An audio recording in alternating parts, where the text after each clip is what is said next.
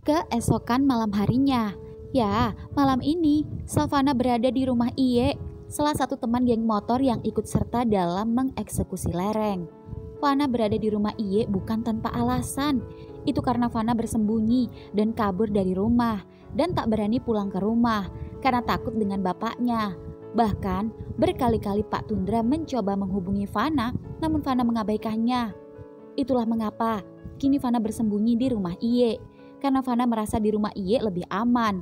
Lagi pula Iye tinggal sendiri karena bapaknya meninggal dan ibunya kerja jadi TKW.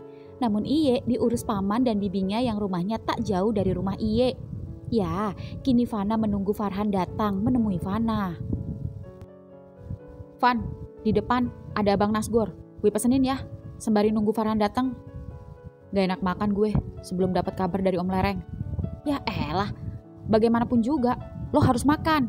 Udah seharian lo gak mau makan. Kalau lo sakit, gue yang repot. Tapi gue masih kepikiran Om Lereng, Ye. Lo kepikiran dia, tapi gak mikirin diri lo sendiri. Gak mikirin gue. Makan gak? Kalau enggak, gue usir lo dari sini. Diem, tunggu gue pesen Nasgor dulu. No rewel, no bawel. Ucap Ye yang cemas melihat Fana yang tak kunjung makan. Itu karena Fana sendiri masih memikirkan kondisi lereng. Flashback di gubuk. Ya, sehari sebelumnya saat Fana masih berdua di gubuk bersama lereng yang tak berdaya, Fana yang melihat lereng tak bergerak itu panik. Bahkan berkali-kali mencoba mengecek, namun Fana tak dapat merasakan denyut nadi lereng. Fana mengoyak-ngoyak tubuh lereng, tapi lereng tak bergerak. Fana panik, apalagi baik HP lereng dan HP Fana terus-terusan berbunyi. Dan begitu ketika melihat Om Fatur yang menelponnya, Fana tanpa ragu seketika mengangkatnya. Fana, ini Om menghubungi kamu tanpa sepengetahuan bapakmu. Pasti kamu bikin ulah. Bapakmu marah-marah. Kenapa kamu susah dihubungi? Om, tolongin Fana. Om Lereng. Cepat katakan, kamu di mana? Cepat Sherlock. Tut. Ya, Fana pun mengirimkan lokasi di mana ia berada. Dan Fana semakin panik ketika darah lereng berhenti mengucur dan mulai mengering. Om, pikiran Fana kacau. Fana mengira lereng sudah tak tertolong. Fana bingung bagaimana nasibnya setelah ini. Hingga kemudian suara mobil baru saja tiba. Fana, astaga lereng. Om, maafin Fana. Apa yang sudah kamu lakukan? Fana, sudah jangan banyak ngomong. Bantu Om, buka pintu mobil. Perintah Om Fatur memakaikan pakaian lereng lalu kemudian mengangkatnya dan membawa tubuh lereng masuk ke mobil. Ya, Om Fatur pun membawa lereng ke rumah sakit dan Fana mengikuti di belakangnya. Dan tak lama kemudian ketiganya sampai. Lereng langsung ditangani dan langsung dibawa ke ruangan khusus untuk diperiksa. Dok, tolong cek. Gawat, pasien kritis. Cepat, segera kita tangani. Maaf, dilarang masuk. Mohon tunggu di luar. Dek, seketika baik Fana maupun Fatur panik. Fatur marah. Tapi baru saja hendak memarahi Fana, HP-nya berbunyi. Pak Tundra menelponnya. Iya mas, aku berhasil menemukannya. Aku sedang di rumah sakit. Lereng sedang ditangani. Iya mas, aku tunggu. Seketika Fana tiba-tiba saja berlari kabur meninggalkan Om Fatur saat mengetahui bapaknya akan datang. Fana, tunggu. Fana. Flashback end. Ya, masih di depan rumah Iye. Iye masih menunggu Abang Nasgor menggoreng nasinya. Dan saat menunggu pesanan Nasgor, Jambrong berkali-kali menghubunginya. Namun Iye mengabaikannya. Bahkan saat Jambrong mengirimkan pesan sedari tadi, juga Iye enggan membalasnya. Iye malas berdebat dengan Jambrong. Lagi pula Iye benar-benar kesal pada teman-teman yang lain yang lepas tanggung jawab begitu saja dan tak peduli dengan kondisi Fana. Meski memang ini semua salah Fana, namun setidaknya Iye tahu mana teman yang ada saat susah senang dan mana teman yang hanya ada ketika fun dan mana teman yang setia kawan. Ya, saat Iye sedang menunggu pesanan Nasgornya, motor Farhan pun akhirnya datang. Mana Fana? Di dalam, masuk aja. Ya, Farhan pun seketika turun dari motornya dan berlari masuk ke dalam rumah Iye. Dan baru saja Farhan masuk, kini giliran Jambrong yang tiba dengan ekspresi kesalnya. Lo ngapain gak ngangkat-ngangkat telepon gue, hah? Terus lo ngapain kesini? Bukannya lo sama yang lain gak peduli sama Fana? Lepas tanggung jawab, gak setia kawan. Kalau gue gak peduli, ngapain gue kesini? Terus kemana yang lain? Gue udah ngajak ya, tapi mereka takut. Pengecut. Padahal mereka udah menikmati uang pemberian Fana. Dan kalaupun bukan pengecut, dan seandainya kesini pun, itu mungkin bukan karena setia kawan, tapi takut gak bisa balikin duit Fana yang udah terlanjur mereka pakai. Siapa yang lo maksud? Ya, yang merasa aja. Seketika Jambrong mengeluarkan amplop dari sakunya berupa amplop pemberian Fana yang membuat Iye terkejut. Lihat, buka mata lo lebar-lebar. Ini amplop dari Fana, masih gue simpen, masih tertutup rapet. Belum gue buka dan gue pakai. Dan gue mau balikin sama Fana buat ngebuktiin pada lo dan juga Fana.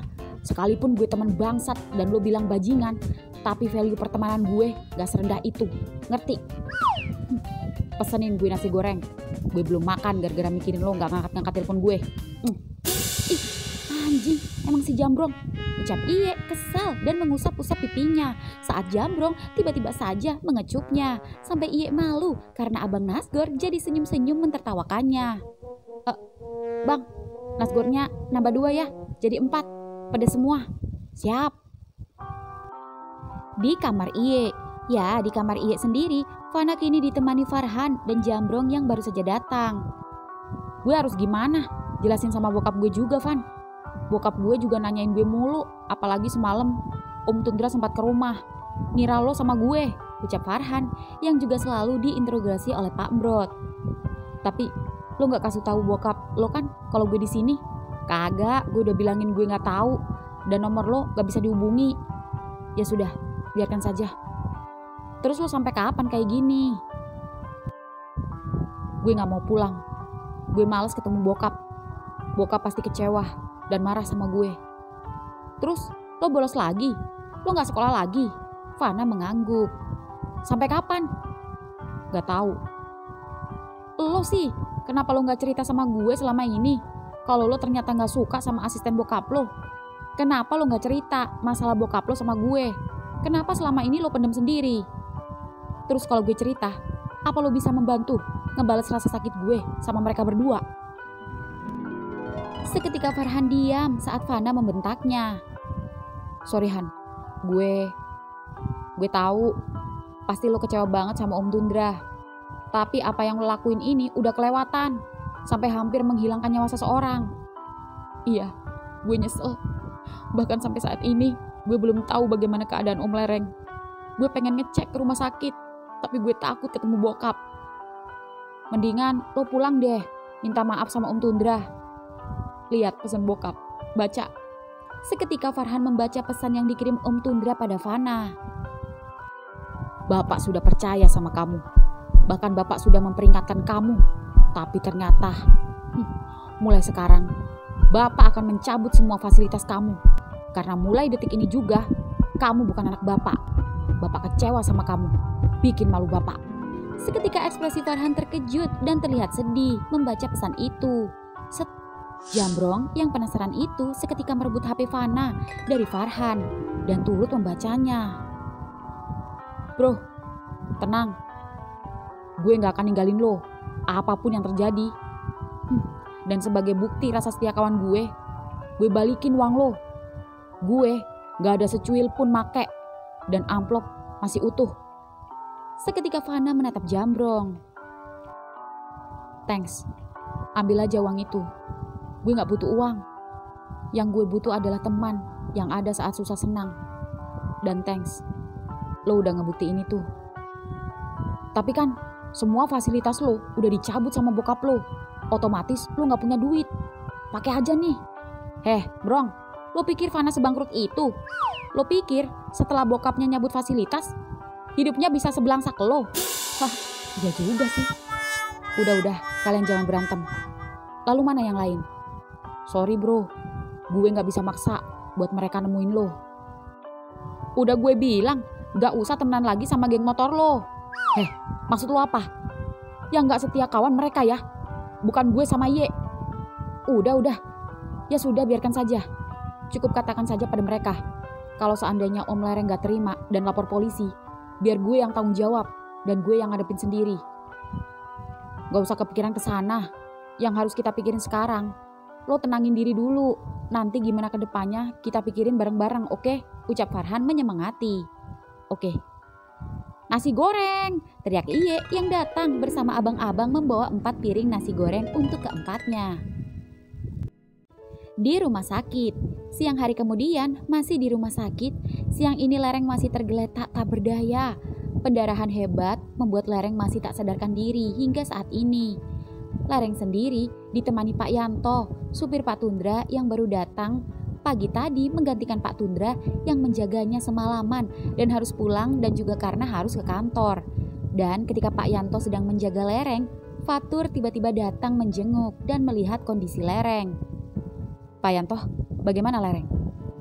Mas, belum sadar juga. Tapi tadi kata dokter yang ngobrol sama Bapak, katanya sudah mulai membaik. Semoga saja cepat sadar.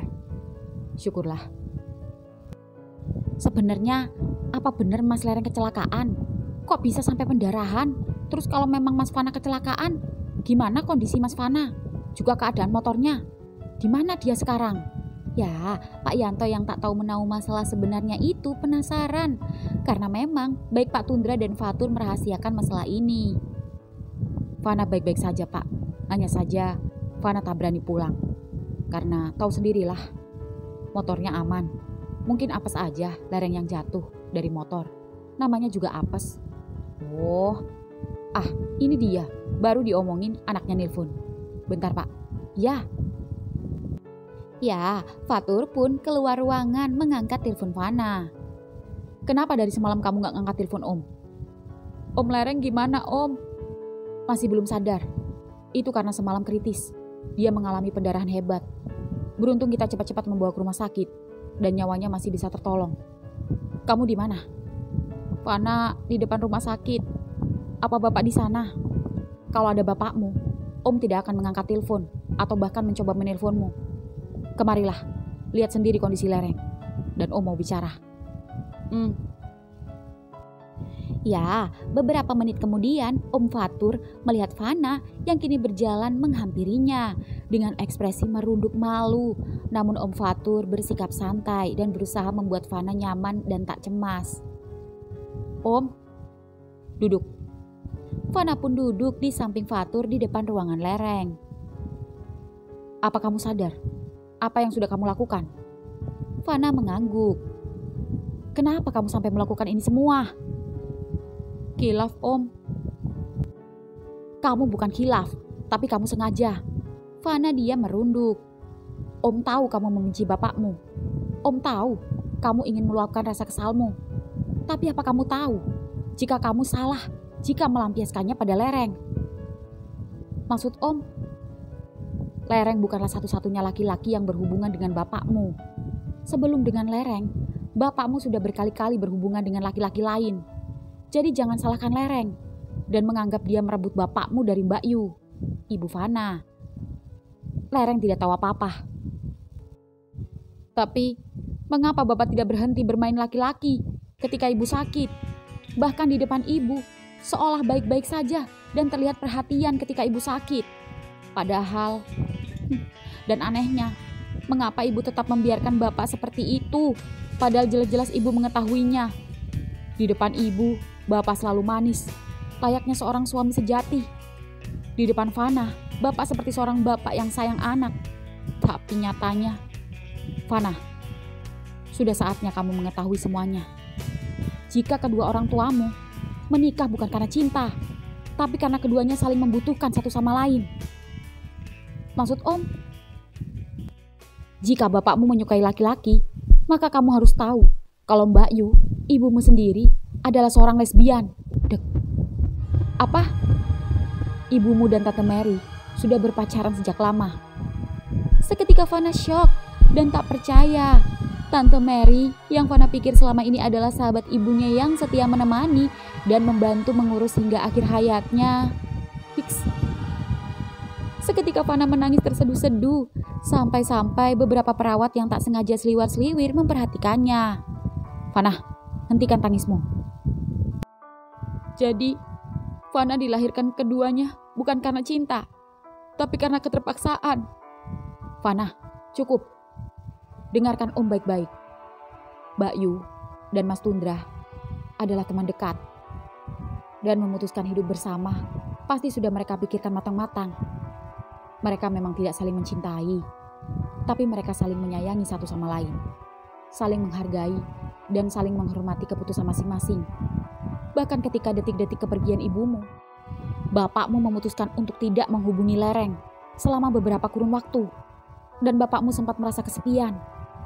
Bagaimanapun, meski tak ada cinta di antara keduanya, namun dua orang yang sudah lama dekat dan pernah hidup bersama, pasti tetap saja akan merasakan kehilangan.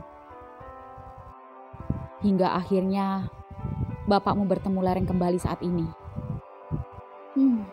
Fana, kamu memang tidak dilahirkan dengan cinta, namun kamu dilahirkan dengan kasih sayang yang besar. Dan kedua orang tuamu sangat menyayangimu. Dan Om tahu, sesungguhnya kamu dapat merasakan itu. Dan setelah ini, Om serahkan semua sama kamu.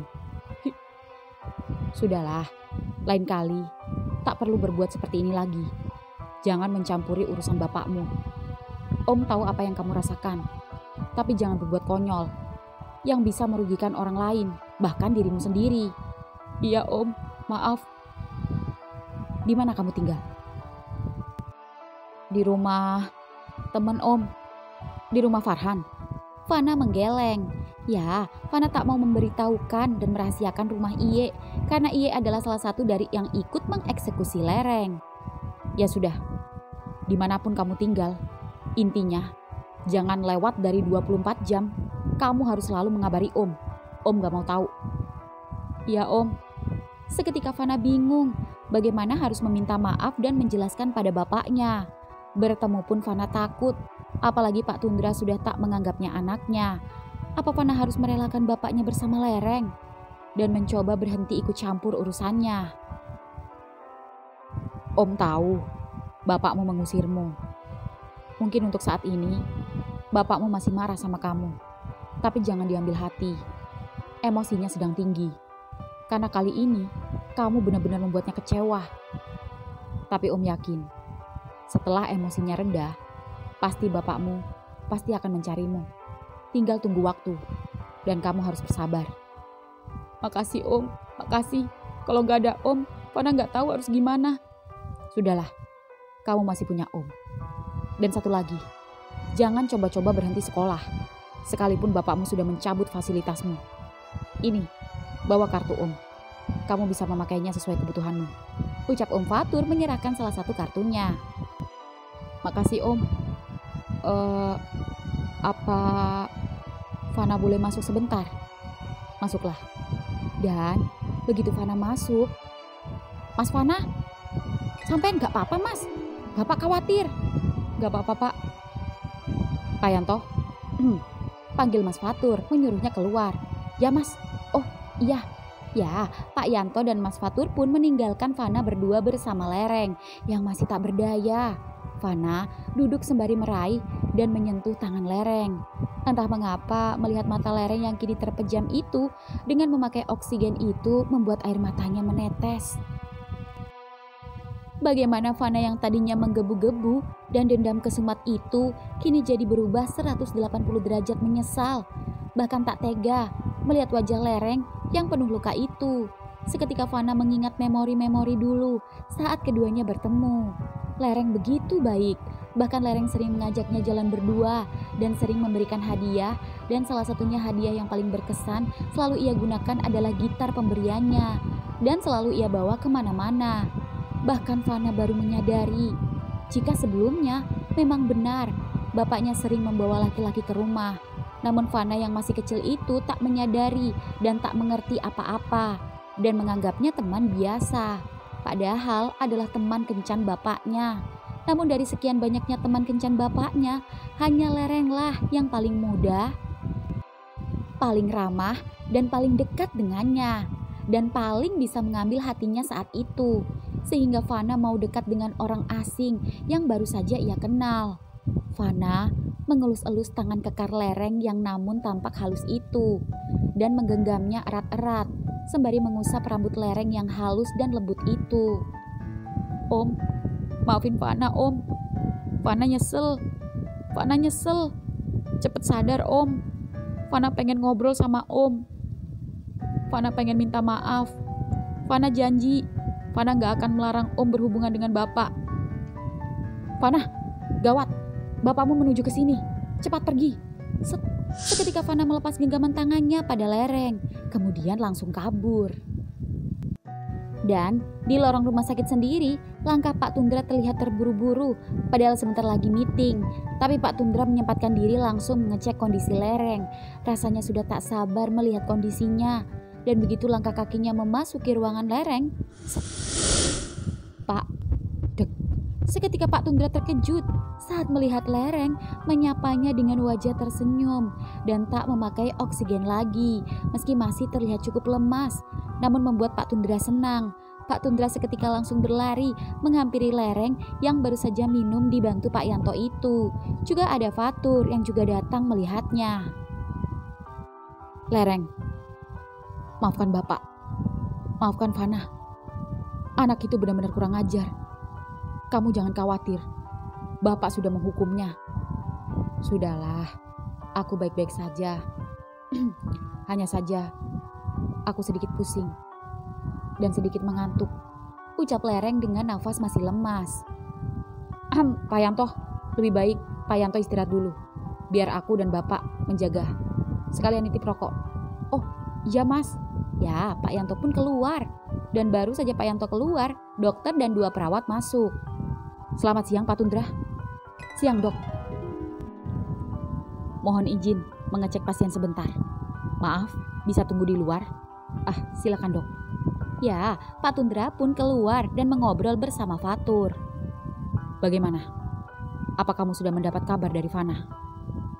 Fana tidak dapat dihubungi. Biarkan saja. Kamu tidak perlu mencarinya. Tak usah mengurusinya. Anak seperti itu harus dikasih pelajaran. Biar tidak manja dan semena-mena. Benar-benar kelewatan. Mas, aku tidak akan ikut campur urusanmu dalam mendidik anak. Karena bukan hakku. Tapi bagaimanapun juga, aku adalah pamannya. Fana memang putramu. Tapi Fana juga keponakanku. Anak dari Mbak Yuku. Sesuai amanah dari Mbak Yu, sebisa mungkin aku harus tetap menjaganya. Apapun yang terjadi. Mas tenang saja. Aku tahu apa yang harus aku lakukan. Oh ya, dan satu lagi pesanku. Jangan sampai menyayangi orang lain melebihi rasa sayangmu pada putramu sendiri, darah dagingmu sendiri. Karena tidak akan ada asap jika tidak ada api. Ada sebab, ada akibat. Aku ke pabrik dulu Mas. Seketika Pak Tundra terdiam saat mendengar ucapan adik iparnya itu. Hingga kemudian, Pak Tundra, sapa dokter yang baru saja keluar dari ruangan. Dok, bagaimana keadaan lereng? Membaik, tapi belum diperkenankan pulang dulu dan harus menjalani perawatan intensif untuk beberapa hari sampai dia benar-benar pulih. Terima kasih Dok. Pasien sedang tidur, biarkan dia istirahat kembali. Kalau begitu, saya tinggal dulu. Terima kasih Dok, sama-sama. Ya, dan begitu dokter pergi, Pak Yanto kembali. Loh, Pak, Mas Fatur kemana? Sudah pergi. Dan saya juga gak bisa lama-lama, karena harus segera kembali ke kantor. Karena ada meeting. Tolong jagain lereng. Dan kalau ada apa-apa, langsung telepon saya. Siap Pak.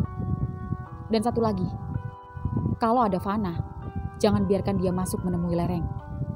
Baik Pak. Ya, Pak Tundra pun pergi. Dan beruntung Pak Yanto gak keceplosan kalau tadi Fana mengunjungi lereng.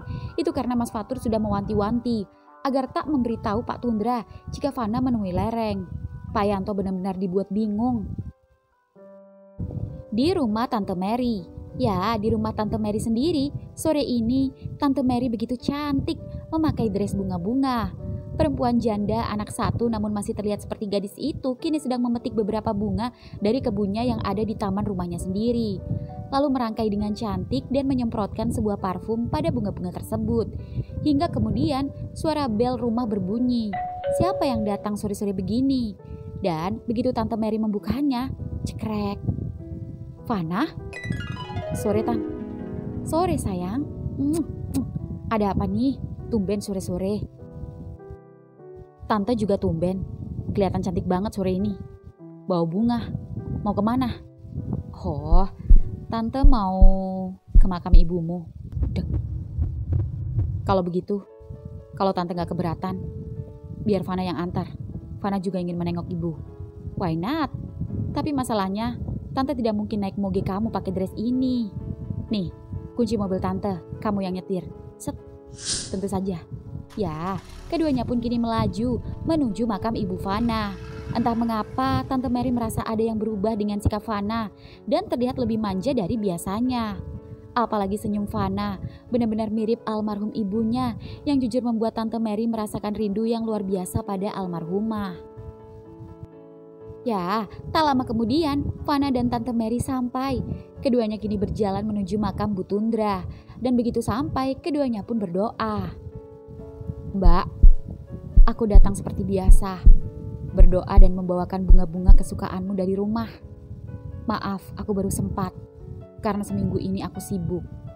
Namun sesibuk apapun, aku selalu menyelipkan doa di setiap sujudku. Yang tenang ya Mbak, aku juga selalu menepati janjiku. Aku selalu membuatkan kue untuk putra sematawayangmu. Dan detik ini juga, dia ada di sampingku. Ucap Tante Mary tersenyum pada Fana, namun Fana justru tiba-tiba meneteskan air mata. Bu, maafin Fana. Fana belum bisa jadi anak yang baik buat ibu. Fana belum bisa jadi anak yang membanggakan. Tapi Fana sayang sama ibu. Fana janji, Fana akan selalu doakan ibu, karena hanya itu yang bisa Fana lakukan. Ya, Tante Mary mengelus rambut Fana, menganggapnya seperti anaknya sendiri. Lalu menaburkan bunga-bunga bersama Fana dan juga membasahinya dengan sebotol air. Fana yang penasaran itu mencoba bertanya. Tante, ya? Tante sayang banget ya sama ibu. Seketika Tante Mary berhenti menabur dan menatap Fana. Sayang sekali. Fana bisa merasakannya. Tante yang dari dulu kemana-mana dengan ibu. Fana tahu kalian selalu bersama. Fana tahu tante yang selama ini mengurus ibu saat ibu sakit. Tante yang selalu ada saat ibu dalam keadaan apapun. Dan Fana juga tahu jika tante lah yang selama ini paling dekat dengan ibu. Namun baru ketika dewasa dan saat ini Fana baru menyadari dan mengerti hubungan apa di balik kedekatan kalian berdua.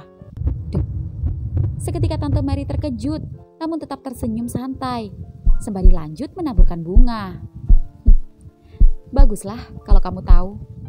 Lalu apa yang akan kamu lakukan jika kamu sudah mengetahuinya? Apa kamu akan membenci ibumu?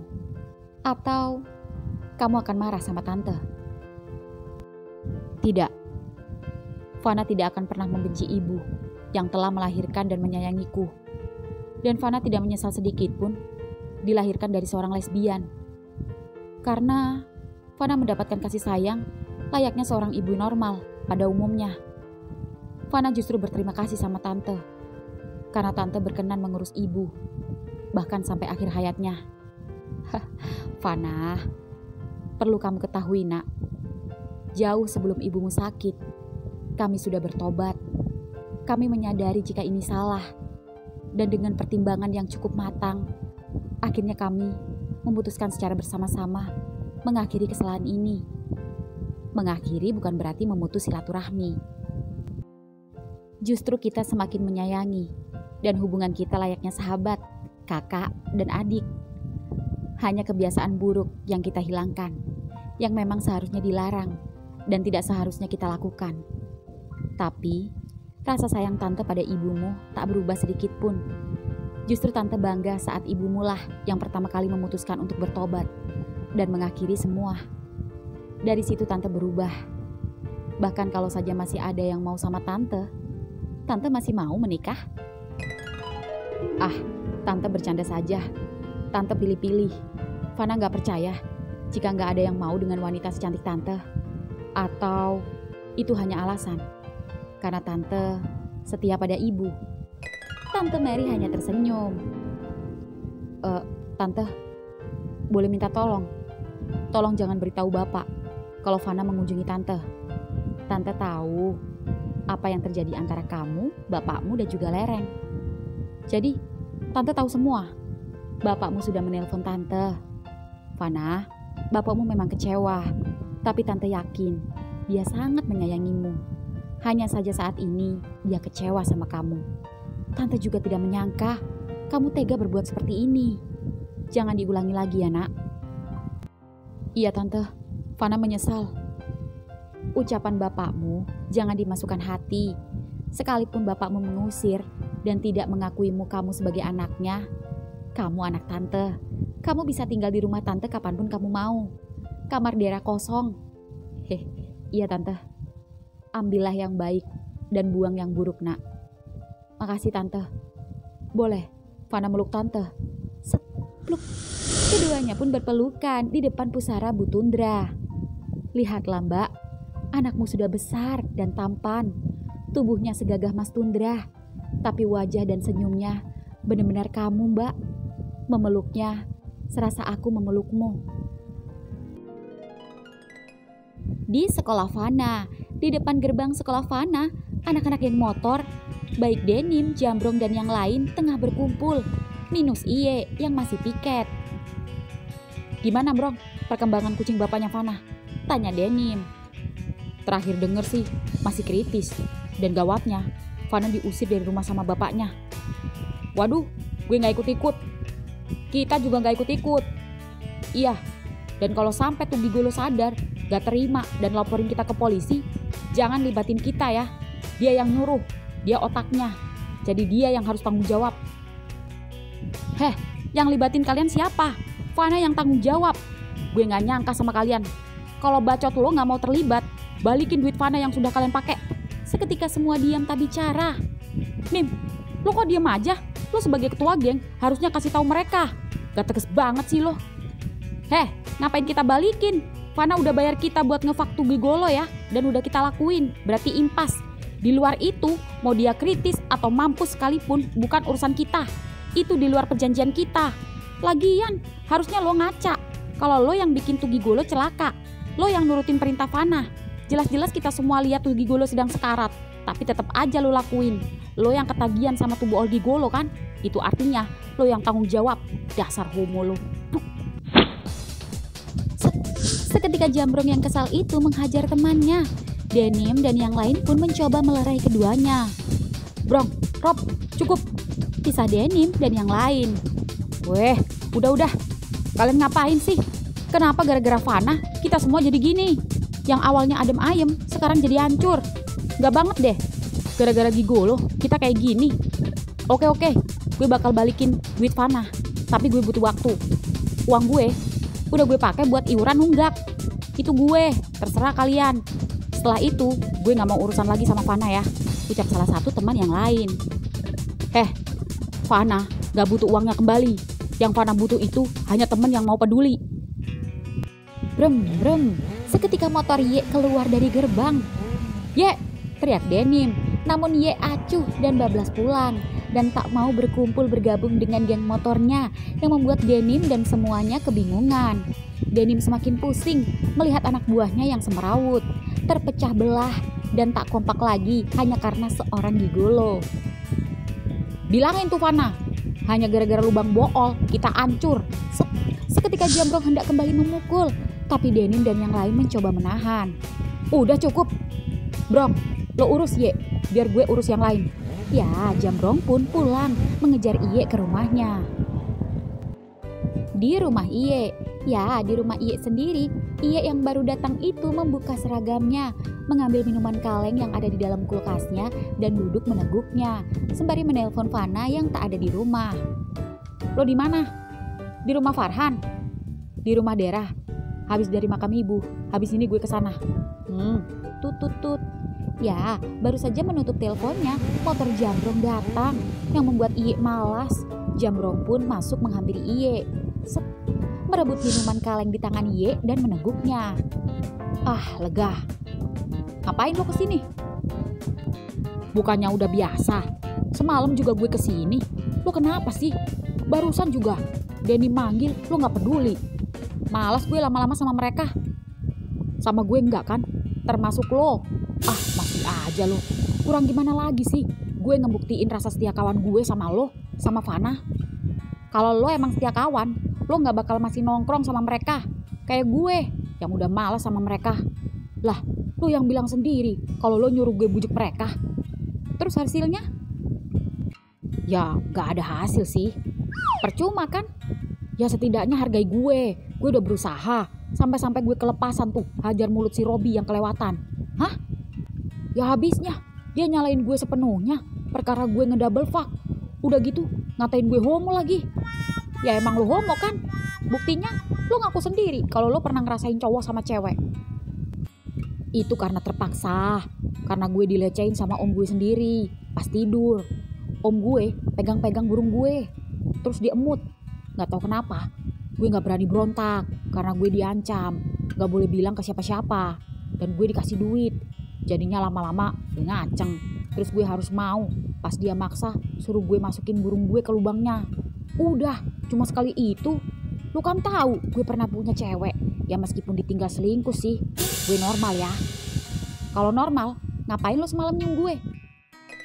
Ya elah, lu sebel sama gue karena gue sama anak-anak apa karena gue nyium lo? Dua-duanya. Bercanda. Bercanda pala lo. Ini udah kedua kalinya lo cium gue ya. Kapan? Baru semalam aja. Pertama, pas kita tidur bareng di rumah Denim. Lo maunya tidur mepet gue dibanding sama yang lain. Taunya malam-malam lo ketahuan nyium gue. Seketika Jambrong ketahuan dan tak mampu mengelak dan malu. Jawab. Lo ngaku. Lo homo? Kagak. Masih ngeyel. Kalau enggak, ngapain lo nyium-nyium gue? Ya habisnya, lo paling wangi sih di antara yang lain selain Fana. Pipi lo harum banget. Yang lain bau knalpot motor. Cuma pipi lo yang wangi. Jadi gue nyaman deket lo, tidur nyenyak. Alasan, sumpah, yaitu karena gue selalu pakai pelembab. Lagian, lo cowok kayak cewek aja suka pakai pelembab. Cowok juga perlu perawatan biar cakep. Emang cewek aja, cowok juga harus jaga penampilan. Ciri-ciri cowok homo. Maksud lo apa? Lo ngatain gue? Nuduh gue? Siapa yang nuduh? Gue cuma bilang ciri-ciri cowok homo itu biasanya yang jaga penampilan. Gue jaga penampilan supaya menarik lawan jenis ya, bukan untuk menarik sesama jenis. Tapi yang tertarik kok malah gue ya. Wah, sakit lo. Sembuhin dong. Kayaknya cuma lo yang bisa ngobatin. Kalau lo homo aja, tapi jangan sama gue. Kalau gue maunya sama lo gimana? Gue gak mau. Gue paksa sampai mau, ucap Jambrong sembari menatap tubuh Iye yang telanjang dada itu dengan tatapan mesum. Hingga tiba-tiba Iye panik saat Jambrong kini membuka seragamnya. Hingga kemudian, "Oh, lo ngapain nendang gue, bego?" teriak Jambrong saat tubuhnya jatuh ke lantai akibat tendangan kencang kedua kaki Iye yang membela diri. "Jangan macam-macam sama gue." Motor Fana tiba-tiba saja datang. Dan datang-datang heran melihat kelakuan kedua temannya. "Lo ngapain, Brong?" "Dia mau merkosa gue, Van." "Hah? Gimana?" tanya Fana ngakak. Fitnah lo. "Terus ngapain? Lo mau buka seragam lo, hah?" "Gue gerah, panas nih." "Tapi kenapa tatapan lo mesum ke gue?" Bukannya mukanya si Jambrong emang muka-muka mesum ya dari dulu. Iya sih. GR lo. Bleh. Ucap Jambrong meledek, tapi sembari mengedipkan mata yang membuat Iye melotot. HP Fana berbunyi, tanda pesan masuk. Dan begitu senangnya saat Fana menerima pesan dari Om Fatur yang mengirimkan foto candid lereng yang sudah sadar. "Van, kenapa lo nyengir?" "Guys, Om Lereng sadar." "Syukurlah, ikut seneng." Fana seketika menelpon Om Fatur, namun Om Fatur tak mengangkat-angkatnya. Fana yang mengira sore ini Om Fatur berada di rumah sakit itu segera meluncur dan ingin segera bertemu Lereng. "Guys, sorry, gue harus ke rumah sakit. Gue mau minta maaf sama Om Lereng." "Ikut, gue juga mau minta maaf," ucap Iye. "Ya sudah." Ikut. Ye, pakai motor gue aja. Gak mau, gue bonceng Fana aja. Ah, buruan. Ya, ketiganya pun menuju rumah sakit bersama-sama. Dan dengan kecepatan penuh, ketiganya pun akhirnya sampai. Dan begitu sampai, ketiganya langsung berlari menuju ruangan lereng. Dan jika harus bertemu bapaknya, Fana tak peduli dan tak takut. Kalau perlu Fana akan minta maaf pada lereng di depan bapaknya.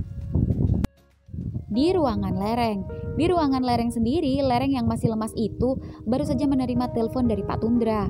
Meski Pak Tundra tak ada di sampingnya dan tidak ada Fatur dan Pak Yanto, namun Pak Tundra sudah mengirimkan 3 orang bodyguard, yakni orang-orang suruhannya, untuk menjaga dan mengawasi lereng. Rasanya lereng sulit bergerak. Rasa nyeri di bagian anus terasa sakit hingga tulang belakang. Lereng kecewa, namun lereng tak marah. Lereng sudah merencanakan sesuatu setelah ini. Lereng sudah berjanji dalam hatinya, jika setelah ini, lereng tak akan lagi berhubungan dengan Pak Tundra dan juga putranya. Dan ketika lereng merenung, lereng mendengar keributan di luar ruangannya. Dek, seketika lereng mendengar suara yang tak asing di telinganya. Lepasin, gue mau ketemu Om Lereng. Maaf, selain dokter dan Pak Tundra, orang lain dilarang masuk. Gue bukan orang lain, gue anaknya bangsat. Bro, sabar bro. Seketika Fana yang hampir bisa masuk itu kembali dihadang oleh 3 orang berbadan besar. Mata keduanya bertemu. Om, Fana. Om, gue mau ngomong. Maaf, Mas Fana, dilarang mengganggu pasien. Gue gak ganggu, gue cuma mau ketemu Om Lereng. Lepas, ucap Fana, namun Lereng terlihat membuang muka. Hingga kemudian, tutup pintunya Pak. Perintah Lereng pada bodyguard yang membuat Fana terkejut. Hingga kemudian, pintu pun tertutup. Om, buka pintunya Om. Om, gue minta maaf Om. Om, gue nyesel. Om. Bro, udah bro, kita pulang. Om. Sorry Van, Om gak mau ketemu kamu, ucap Lereng dalam hati. Dan Fana pun mau tak mau pulang dengan hati yang kecewa.